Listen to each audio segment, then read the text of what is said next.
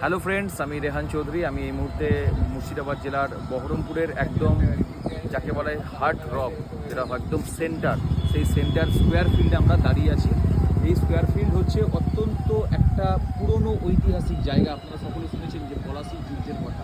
এই পলাশী যুদ্ধের সময় এখানে সেনা ছাউনি তৈরি করা হয়েছিল এবং চারিদিকে যে সমস্ত বিল্ডিংগুলো আপনারা দেখতে পাচ্ছেন, এই ছোট ছোট বিল্ডিংগুলোতে বেসিক্যালি সৈন্যবাহিনী থাকতো। আপনারা জানেন তারপরে পলাশী যুদ্ধে আমাদের নবাব সিরাজউদ্দৌলার সঙ্গে বিশ্বাসঘাতকতা করেছিল, যার জেরে লর্ড ক্লাইভ জিতেছিল। তো ওনাকে এই জন্য মুর্শিদাবাদ জেলাকে ওনাকে মির্জাফরের জেলা বলে দাবি করে। শুধু মির্জাফর নয়, এই জেলায় কিন্তু নবাবও জন্মগ্রহণ করেছিল, কিন্তু নবাবের কথা কেউ বলে না যে এই জেলা নবাবের জেলা। তো একদিকে আমাদের মনে রাখতে হবে যে মুর্শিদাবাদ হচ্ছে নবাবের জেলা, শুধু মির্জাফর একটার জন্য যে তা নয়, এই জেলার বিভিন্ন নবাবের ঐতিহাসিক বার্তা বহন করেছে।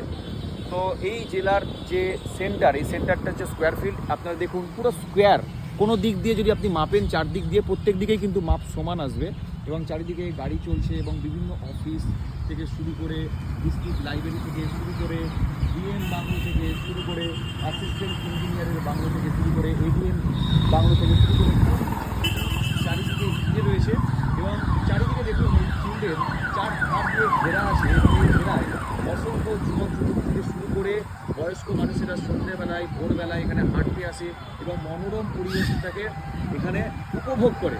যে কারণে আমরা এখন এসেছি। আজকের আবহাওয়াটা হচ্ছে খুব সুন্দর একটা আবহাওয়া। যেই আবহাওয়ায় যদি স্কোয়ার ফিল্ডে আপনারা আসেন, তাহলে মনে হয় যে একটা অভূতপূর্ব একটা শান্তি আমাদের একটা অনুভব হয় এই স্কোয়ার ফিল্ডের বুকে দাঁড়ালে।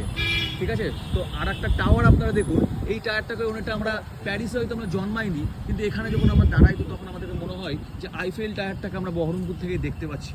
আপনারা হয়তো হাসবেন এই কথাটা শুনে, কিন্তু এটাই আমাদের কাছে আইফেল টাওয়ার এই ছোট্ট শহরের কাছ থেকে। তো যাই হোক, আপনারা দেখতে পাচ্ছেন, আপনারা এই স্কোয়ার ফিল্ডে আসুন এবং এখানে যদি আসেন, আপনার সন্ধ্যেবেলায় বেসিক্যালি যখন আসবেন আপনারা দেখতে পাবেন এখানে বিভিন্ন রকমভাবে লাইট লাগানো রয়েছে এবং মানুষজন এখানে শরীরচর্চা করছে, হাঁটছে। শুধু তাই নয়, 5 বছরের কিশোর থেকে শুরু করে 75 বছরের বৃদ্ধ মানুষেরাও এখানে হাঁটাহাঁটি করে।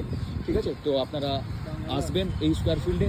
আপনারা যদি কেউ আপনাদের জীবনে মুর্শিদাবাদের থেকে যদি স্কোয়ার ফিল্ডে আপনি ভ্রমণ করেননি, তার মানে ধরে নিন যে মুর্শিদাবাদ জেলার যে সেন্টার, যে জায়গাটা, সেই সেন্টারটাই আপনার এখন ঘোরা হয়।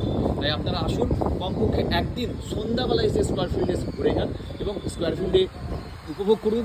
ঝালমুড়ি, ফুচকা, পাঁপড় সমস্ত কিছু কিন্তু এই স্কোয়ার ফিল্ডে পাওয়া যায়। হয়তো 5 স্টার হোটেলের মতো খাবার পাবেন না, কিন্তু এখানে যে খাবারটা পাবেন সেটা আবার 5 স্টার হোটেলে আপনারা পাবেন না। সকলে ভালো থাকবেন, ঠিক আছে।